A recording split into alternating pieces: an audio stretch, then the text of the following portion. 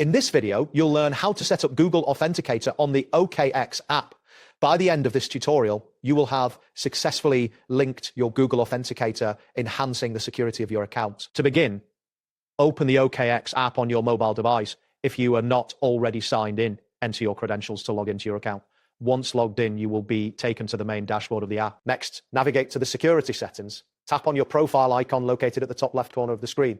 A menu will appear from which you should select Account and Security. This section contains various options to enhance your account security. After accessing the account and security settings, look for the option labeled Authenticator app or Google Authenticator.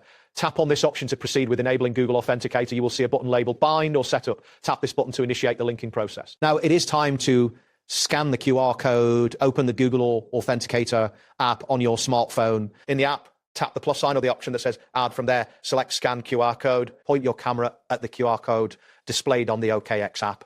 I'm sure that the QR code is clearly visible within the scanning frame for accurate detection. Once the QR code is successfully scanned, you will receive a 6-digit code generated by the Google Authenticator app.